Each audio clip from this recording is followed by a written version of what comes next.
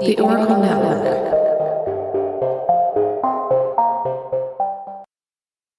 We have an active shooter. We have an active shooter inside the warehouse.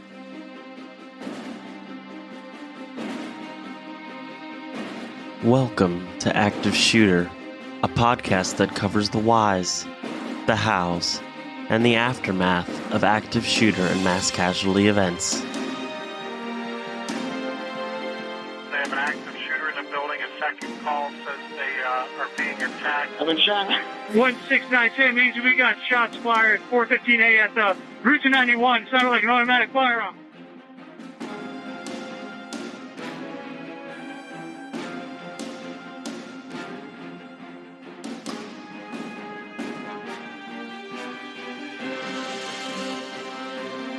Active shooter, reports of an active shooter,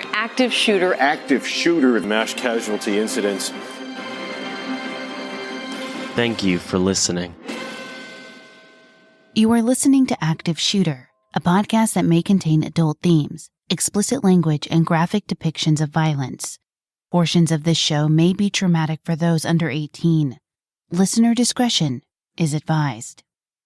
Breaking news at 5. We're just learning at least 5 people are dead after a shooting at a Florida bank. Police were called to a bank in Sebring, that's just near Tampa, just after 12:30 this afternoon for a man who had opened fire inside. The SWAT team was called in to negotiate and eventually went inside to get the gunman. That's when they found at least 5 victims had been shot and killed.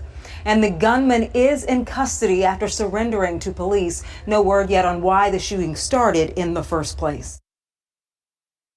Life can change in an instant. We all know that this is true, yet hundreds of moments each day are taken for granted as we rush through our busy lives. Lives filled with running the children to school, going to work, grocery shopping, walking the dog, or running to the bank. These everyday moments happen constantly, yet they are fleeting. The last thing that most people would think during one of their random errands is that it would be the last thing you would do. Likewise, most people don't imagine that their mundane drive to work and typical Wednesday workday would be their very last. Indeed, most never think in those seemingly insignificant moments, and they will encounter the sheer horror and fright of an active shooter situation. For those that it happens to, like the SunTrust Bank shooting victims, the last minutes that are filled with utter panic and not knowing if they will ever be able to experience life's simple moments ever again. On January 23rd, 2019, 5 women began their days as expected, carried out their mornings as they always would. Yet a madman extinguished their very existence in an instant, and life will never be the same for their families, loved ones, or any residents of Sebring, Florida. Active Shooter the podcast is a High Five Holly production, and I'm your host, JT. If you've listened to our prior episodes, you know that the Active Shooter podcast team has taken the no notoriety pledge, and we will not be sharing the real name of the shooters that we cover. We will be giving the shooters a pseudonym and refer to them by that name throughout the episode. This will help in clearing up any confusion in the story, while remaining true to our pledge in not naming the shooter by their actual name. We will refer to today's shooter as John.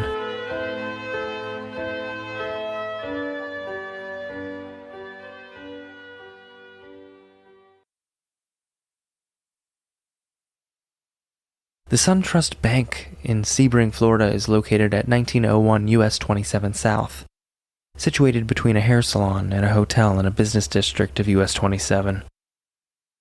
At about 12:30 p.m. on Wednesday, January 23, 2019, 21-year-old John entered the bank, wielding a 9mm handgun, and ordered everyone to get on the ground. The incident began yesterday at approximately 12:30, when 21-year-old entered the SunTrust Bank with a gun. He immediately contacted bank employees and a bank customer and overtook the bank by force. An eyewitness outside the bank watched with dread as the scene inside unfolded. The man, Victor Sparks, a Sebring resident, was trying to enter to do some personal banking. He couldn't figure out why the door was locked. After all, it wasn't a holiday, and it was regular business hours.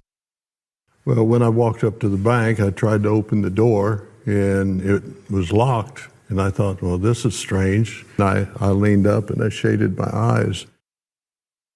Victor noticed a man wearing cargo shorts, a beige shirt, and glasses, pacing back and forth, and 5 people were lying on their stomachs, side by side on the floor. And I saw, at that time, 4 to 5 people laying on the far side of the lobby. There was an individual walking behind them. Now, I didn't see any weapon or anything, but I didn't know how many people might be in there. Each innocent woman who laid on that ground silently praying that this wasn't their last day alive was shot by John. Each woman, 4 employees, and 1 customer, ages ranging from 31 to 65 years old, was killed in cold blood on what began as a typical workday or routine bank run. I just tried to be nonchalant and walking back toward the van. When I was walking back, I heard 2 loud bangs. And I just thought, I've got to keep walking. Because I thought if there's people watching me, I don't want to alert them that I thought something was wrong. 2 911 calls were placed. One lasted 44 minutes, and the other lasted 1 minute and 23 seconds. 911 dispatch received a call at 12:36 p.m. on January 23rd, and the caller was a man who stated that he had just shot 5 people. Our agency received a call in reference to a subject stating he had fired shots inside of a SunTrust bank. The operator managed to keep the man on the line until police responded 4 minutes later. At 12:42 p.m., Sebring police officers arrived a mere 2 minutes after the Highlands County Sheriff's deputies. The SWAT team was called in at 12:44 p.m. because the shooter refused to allow any medical attention or other aid to the hostages. Responding units maintained observation of the scene until additional units and a negotiator arrived. I'll tell you the part that really struck me so strongly. They 911 told her to stay on the phone till the police arrived. It was only like 90 seconds till the first ones got there. I was so thankful for the fast response. And I would say probably in 3 minutes there were 8 police cars there, sheriff and local police. Hostage negotiators contacted John, who advised them that he was armed with a 9mm handgun and wore a bulletproof vest. He was adamant that no paramedics or police could enter the building to help his hostages. Negotiations lasted for over an hour, with no progress. So at 1:54 p.m., the SWAT team was ordered by Sebring Police Chief Carl Hoagland to breach the building, locate the threat, and remove the victim so aid could be rendered as needed. When the crisis negotiations team established contact with him, there was no compromise on his part. All of the bank's exterior doors were locked. At first, the police attempted to tie cables to the door handle, to pull the door right off the hinges. However, it only served to yank the door handles off. The door itself stayed intact. Finally, police breached the door by ramming the armored SWAT truck into the bank.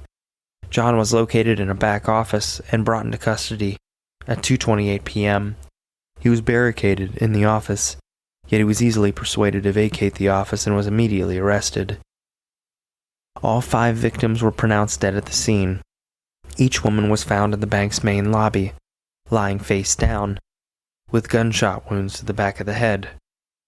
Shell casings were located on the entrance floor, and the handgun and bulletproof vest were found in the office where John hid.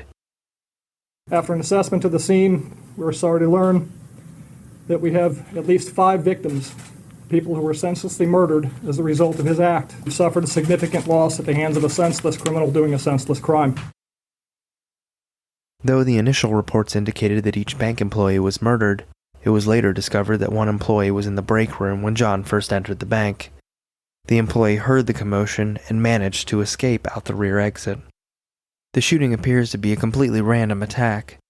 There were no specific targets, and robbery was not a motive. A nearby kindergarten and elementary school were temporarily placed on lockdown as a precaution. The scene at the bank was terrifying. The front entrance was mangled with shattered glass everywhere, and dead bodies lying inside an eerily quiet bank. A reunification center was established at a hotel near the bank, called Inn on the Lakes. Friends and family of the victims were encouraged to come together and offer each other comfort in this most devastating time. 31-year-old Jessica Montague was born on November 16, 1987, in Manchester, New Hampshire. Her family moved to Florida when Jessica was about 6. Growing up with her 3 brothers, life was happy for the young woman who had a beautiful smile. Jessica loved life and loved her family, which consisted of 3 children of her own, Jaden, Emma, and Paris. She was also very close with her mother. Sadly, Jessica died on her husband Jermaine's birthday. The couple had been married for about a year before the shooting. Arts and crafts were her favorite hobby, and she was very creative. Jessica and her family were living in Avon Park, Florida, when she was killed, and on the first anniversary of her death, a memorial cruise was held in her honor. It began at the bank's location and included all makes and models of cars, motorcycles, and bikes, hosted by Strictly Royal Racing. Cynthia Watson was 65 years old when she was senselessly murdered. Born on May 19, 1953, she was most commonly referred to as Cindy. She was the only customer at the bank during the shooting. Cindy had just married her boyfriend of 5 years, Tony Watson, about 20 days before the final shooting. The couple was together for about 5 years before tying the knot.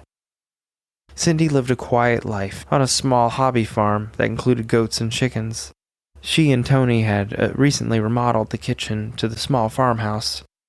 Cindy was known to frequent flea markets, searching for the perfect antique pieces and jewelry to restore and repurpose. According to her best friend Marilyn Martin, Cindy was the friend who would do absolutely anything for anyone and was thoughtful and kind. Marisol Lopez was 55 years old when she was killed. Born on October 12, 1963 in Puerto Rico, it's unclear precisely when she came to Florida, though her mother still lived in Puerto Rico when her beloved daughter was murdered. Marisol was married, and she and her husband Victor Manuel Lopez had 2 children together, 23-year-old Victor and 21-year-old Chiara. A long-standing bank employee, Marisol was employed with SunTrust for over 20 years, and even won the Teller of the Year once after being nominated by her co-workers. Marisol loved helping others and was always willing to lend a hand. Others described her as the most compassionate person they knew. A world traveler, she was also passionate about bargain hunting and always found the best deals on shoes. In addition, Marisol was devoted to her faith and sang in the church choir and taught Sunday school at Nuevo Pacto United Methodist Church in Sebring. Marisol was genuinely loved by those who knew her. The loss is felt deeply by those left behind, including her 3 brothers. She is buried in the family plot in Las Piedras, Puerto Rico. 38-year-old Ana Piñón Willemas was only employed at the bank a few weeks before the tragedy that robbed her life. However, she fit into the team so quickly that it felt like she had been there much longer. On the morning of the shooting, Ana's husband dropped her off at work a mere 16 minutes before she was gunned down. Born January 11, 1981, in Dolores Hidalgo, Guanajuato, Mexico, Ana was a 26-year resident of Okeechobee, Florida, before moving to Sebring about a year before her death.